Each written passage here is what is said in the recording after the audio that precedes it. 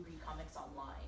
I think the one thing about like having a huge budget and having a big soulless corporation behind you is that you're essentially tapping into an audience of people who just like movies, who just like action movies, who just want to go see something, who want their summer popcorn blockbuster, right? But when you're talking about print, a lot of times you're talking about people who are actively seeking out a genre, right? Dedicated fans. And so you can do a lot more with people who really grasp your genre, right? Deadpool is actually a really good example of that, which across the board, people would never, not comic fans, it really appealed to a lot of them, even though it's something that they did all the time, and was actually fairly representative, I thought, in a lot of ways, for the type of movie it was, but.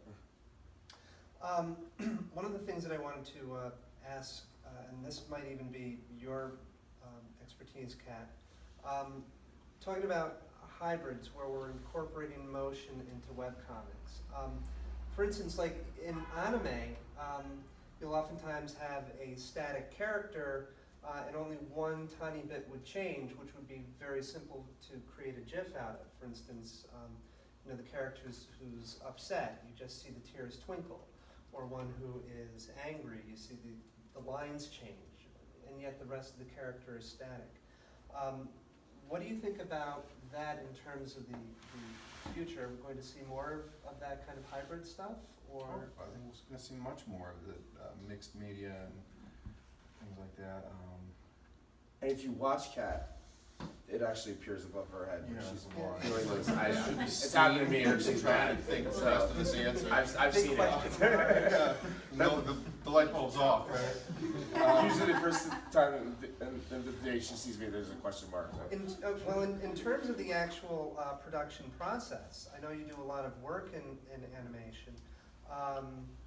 As a graphic designer, how do you think that would affect production or the final product?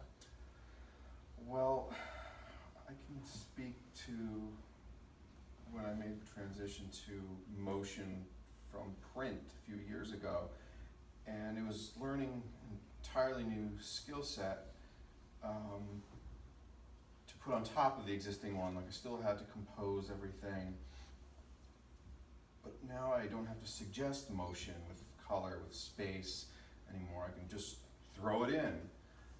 So it expands the creativity quite a bit. She's a fabulous meme creator too.